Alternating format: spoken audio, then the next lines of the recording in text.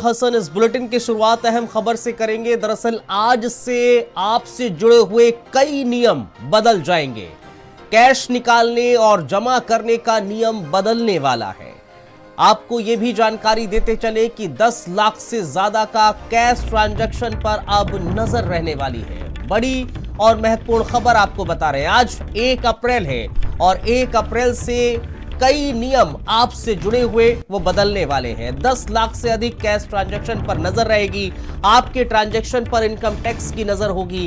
वित्तीय वर्ष में 10 लाख कैश ट्रांजैक्शन ना हो, कैश ट्रांजैक्शन बढ़ा तो अब आईटी का नोटिस आएगा। अभी तक तकरीबन 20 लाख कैश ट्रांजैक्शन का नियम था।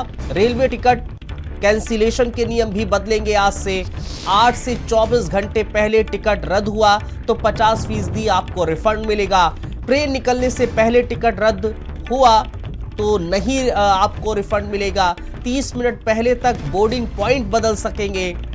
अब एटीएम से 5 मुफ्त ट्रांजैक्शन के बाद शुल्क लगेगा। यूपीआई कैश विड्रॉल पर प्रति ट्रांजैक्शन 23 रुपए अब लगेंगे। होटल में 1 लाख का कैश भुगतान अब कर सकेंगे।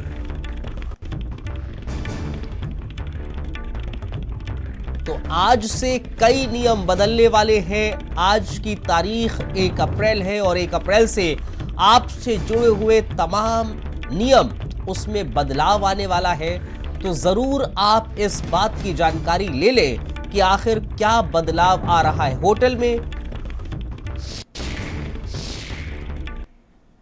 रोहित और अरविंद हमारे साथ इस खबर पर हमें जानकारी देंगे। सबसे पहले रोहित, आपके पास आ रहा हूं। रोहित, क्या कुछ बदलाव आज से हो रहे हैं, हमारे दर्शकों को बताइए।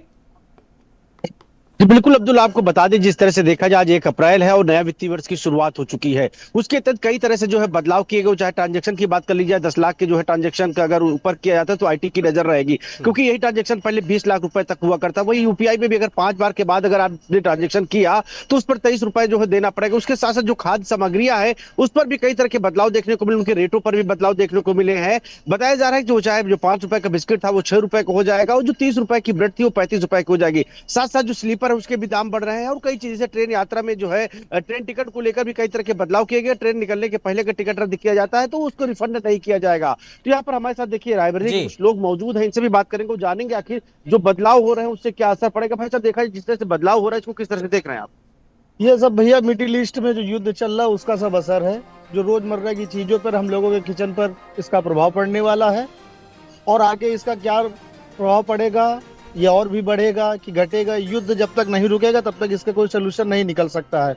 अगर आज की बात करें तो हम लोगों के किचन का जो बजट है उस पर 25 से 35% तक की बढ़ोतरी हो चुकी है और आगे लगातार अगर इसी तरह से इजराइल, ईरान, अमेरिका का युद्ध चलता रहा तो ये महंगाई 50% पे जाके रुकेगी कि 70% पे जाके रुकेगी, इसके बारे में भारत सरकार जाने और लोग जाने।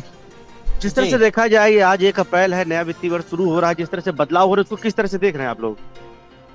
ये हमारे जो यशस्वी प्रधानमंत्री आदरणीय नरेंद्र मोदी जी हैं, काफी बुद्धिमान व्यक्ति हैं और हम ये कहेंगे कि जो युद्ध चल रहा है, जो एक विभीषिका चल रही है और कोरोना जैसा माहौल चल रहा है, उसमें काफी संयम से उन्होंने देश को संभाला है। ये महंगाई आई है लेकिन हमें उम्मीद है कि अमेरिका और ईरान के बीच जो युद्ध चल रहा है ये रुकने के बाद संभवतः इसमें कुछ सुधार आने की संभावना है। देखा जाए जो बैंक के ट्रांजैक्शन में कर दिया गया कि पहले 20 लाख तक का लिमिट था, 10 लाख रुपए कर दिया और आईटी की नजर रहेगी 10 लाख के ऊपर ट्रांजैक्शन होता है। देखिए, मध्यम वर्गीय परिवार पे इस पे कोई फर्क नहीं पड़ेगा। जो भी फर्क पड़ेगा, जो अनाधिकृत लेन देन करते थे उनके ऊपर इसका फर्क पड़ेगा। जिस तरह देखा जाए यूपीआई पे जो है कर दिया गया, पहले जो है अनलिमिटेड था लेकिन ठीक है रोहित आप बात कीजिएगा। जरा अरविंद के पास भी चलते हैं। लखनऊ में क्या लोगों का कहना है वो भी जरा जान लेते हैं। अरविंद, जरा बताइए, लखनऊ के वासी जो हैं उनको इस बात की जानकारी है कि आज से नियम बदल रहे हैं, क्योंकि बहुत ज्यादा तब्दीलियां आज हो रही हैं।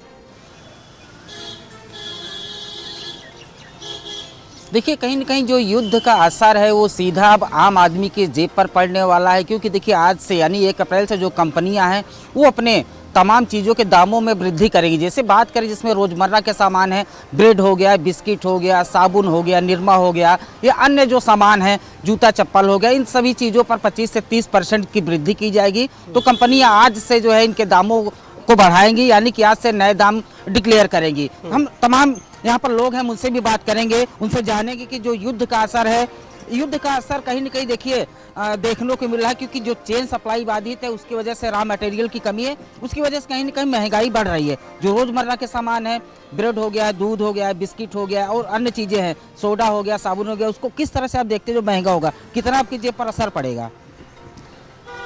ये महंगा होना तो लाजमी है, होगा, जी। लेकिन इसकी व्यवस्था सरकार को करनी चाहिए और ये सरकार पूरी तरह से विफल है। ये महंगाई पर इसका नियंत्रण नहीं है। जब से सरकार आई है महंगाई बेतहाशा बढ़ता जा रहा है, इनका कोई नियंत्रण नहीं है। ये तो युद्ध 2-4 दिनों से चल रहा है, 2-4 दिनों के लिए है। क्या इनकी यही व्यवस्था है कि 2-4 दिन में ही सरकार चरमरा गई, इनके दूध समाप्त हो गए, इनके बिस्कुट समाप्त हो गए? ये सरकार पूरी तरह विफल है और इसमें कुछ नहीं। अब देखिए 25 से 30% अगर कंपनियां बढ़ाएंगी तो 25-30% आम आदमी की जेब पर काफ़ी असर डालने वाला है। तो क्या कहेंगे, सरकार से क्या अपील करेंगे? युद्ध का कितना असर है, इसको किस तरह से देखते हैं, किस तरह से मानते हैं? इसको हम युद्ध का बहाना मानते हैं। युद्ध का हमारे भारत पर कोई इसका असर नहीं पड़ना चाहिए। क्या बिस्कुट हमारा विदेश से आता है? क्या बिस्कुट तो विदेश से आता नहीं है। तो ये सरकार का एक प्रोपगंडा है, ये पूंजीपति की सरकार है, उनको एक अवसर मिल गया, ये तो हमेशा दाम बेतहाशा बढ़ाएंगे, ये उन्हीं की सरकार है, उनको ये करना है। अरविंद जरा ये भी हमारे साथ जान और भी लीजिए, लोग हैं, अरविंद उनसे ये बातचीत भी करेंगे। लोगों से जान जो लीजिएगा रोजमर्रा की कि चीजें भाई हैं, वो महंगी हो ठीक रही है, हैं। युद्ध का असर अलग है, उसके कुछ वृद्धि चीजें होगी, बढ़ोतरी नया- हो रही है, नया लेकिन जो बिस्किट नियम है, बदल रहे बिस्किट है, हैं, नया वित्त सोडा वर्ष है। साबुन है, इसको किस तरह से देखते हैं? अरविंद आवाज मिल रही है आपको? ये जो ईरान और इजराइल वाला युद्ध चल रहा है, इसमें मैं समझता हूँ कि सरकार का इसमें क्या रोल है। वहाँ युद्ध चल रहा है तो उसकी वजह से आवागमन सब बंद हो गए हैं, इस वजह से महंगाई बढ़ रही है।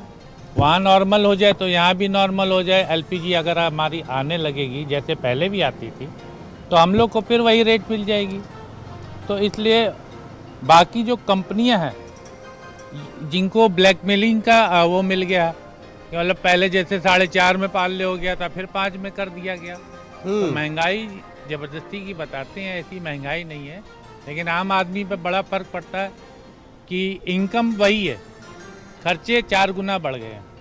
तो इसलिए हम समझते हैं कि बस अपना ये युद्ध समाप्त हो जाए और हम लोग की ज़िंदगी नॉर्मल वापस आ जाए। चलिए ठीक है अरविंद, जाहिर तौर पर लोग अपनी अपनी बात रख रहे हैं, लेकिन ये तो तय है कि आज की तारीख से बहुत बदलाव होने वाले हैं और कई चीज़ों के दाम बढ़ रहे हैं। यूपीआई ट्रांजैक्शन का जिक्र करें, उसमें कैश विड्रॉ करते हैं तो वहां पर भी आपको अब पैसा अतिरिक्त देना होगा। तमाम तरह की चीज़ें हैं जिसमें आज की तारीख से बदलाव होने वाले हैं, तो आप लोग भी उसको जरूर जान लीजिए।